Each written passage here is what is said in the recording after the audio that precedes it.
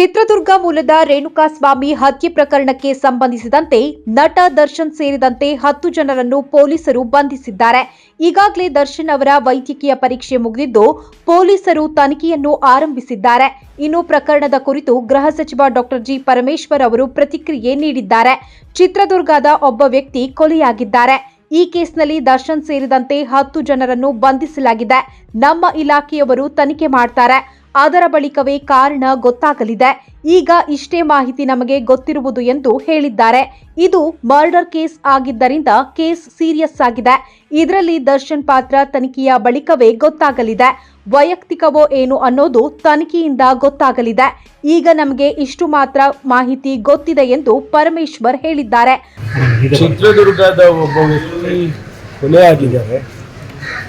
ಬೆಂಗಳೂರಿನಲ್ಲಿ ಕೊಲೆ ಆಗಿದ್ದಾರೆ. ಕೊಲೆಯಲ್ಲಿ ಅವರು ಕೆಲವ್ರನ್ನ ಅರೆಸ್ಟ್ ಮಾಡಿದ್ದಾರೆ. ಅವರ ಇನ್ವೆಸ್ಟಿಗೇಷನ್ ಎನ್ಕ್ವೈರಿ ಮಾಡುವಾಗ ದರ್ಶನ್ ಅವರು ಹೆಸರು ಕೂಡ ಬಂದಿದೆ ಅಂತ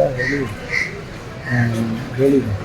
ಹಾಗಾಗಿ ಅವರನ್ನು ಕೂಡ ತನಿಖೆ ಮಾಡೋದಕ್ಕೆ ಕರ್ಕೊಂಡು ಬಂದಿದ್ದಾರೆ ಮಾಹಿತಿ ಇದೆ. ಅದ್ರ ಮೇಲೆ ತನಿಖೆ ಆಗೋವರೆಗೂ ಕೂಡ ನಾವೇನು ಹೇಳೋಕ್ಕಾಗಲ್ಲ. ಅವರು ನೇರವಾಗಿ ಇನ್ವಾಲ್ವ್ ಆಗಿದ್ದಾರಾ ಇಲ್ವಾ, ಅಥವಾ ಯಾವ ಕಾರಣಕ್ಕಾಗಿ ಮರ್ಡರ್ ಆಗಿದೆ, ಇವ್ರ ಹೆಸರು ಯಾಕೆ ಬಂದಿದೆ ಅಲ್ಲಿ ಅನ್ನೋದನ್ನೆಲ್ಲ ತನಿಖೆ ಮಾಡಿದ ನಂತರನೇ ಗೊತ್ತಾಗುತ್ತೆ. ಹಾಗಾಗಿ ಈ ಸಂದರ್ಭದಲ್ಲಿ ಬೇರೆ ಏನೂ ಹೇಳೋಕ್ಕಾಗೋದಿಲ್ಲ. ಫಸ್ಟ್ ಇನ್ಫಾರ್ಮೇಷನಲ್ಲಿ ಏನಾದರೂ ಇಲ್ಲ, ಅವರೆಲ್ಲ ನಮ್ಮ ಇಲಾಖೆಯವರು ಇನ್ವೆಸ್ಟಿಗೇಷನ್ ಮಾಡ್ತಾರೆ. ಇನ್ವೆಸ್ಟಿಗೇಷನ್ ಆದಮೇಲೆ ಗೊತ್ತಾಗುತ್ತೆ. ಅದಕ್ಕೆ ಮೊದಲೇ ನಾವು ಏನು ಹೇಳಕ್ಕೆ ಬರೋದು. ರೇಣುಕಾಸ್ವಾಮಿ ಯಾರು ಸರ್? ಮೊದಲನೇ ಪತಿ ಅಂತ ಹೇಳ್ತಾರೆ, ಹೌದಾ? ಗೊತ್ತಿಲ್ಲ, ಏನು ವಿಚಾರಗಳು ಗೊತ್ತಿಲ್ಲ, ಇಷ್ಟೇ ಗೊತ್ತು.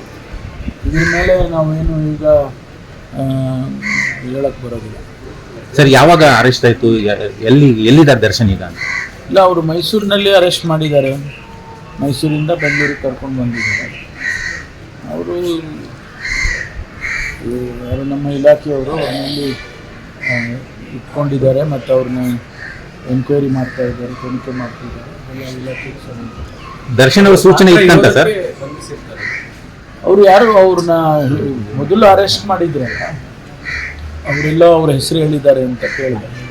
ಹಾಗಾಗಿ ಅವ್ರನ್ನ ಮಾಡಬೇಕಲ್ಲ, ಯಾಕೆಂದರೆ ಇದು ಮರ್ಡರ್ ಕೇಸ್ ಆದದ್ರಿಂದ ಸೀರಿಯಸ್ ಆಗಿ ಮಾಡಬೇಕು. ದರ್ಶನ್ ಪಾತ್ರ ಅಂತ ಹಿಂಗೆ ಅಲ್ಲ, ಅವ್ರು ಹೇಳಿರ್ಬೋದು, ಗೊತ್ತಿಲ್ಲ ನನಗೆ, ಡೀಟೇಲ್ಸ್ ಗೊತ್ತಿಲ್ಲ. ಅದು ಅವ್ರ ಹೆಸರು ಹೇಳಿರ್ಬೋದು ಅಂತ.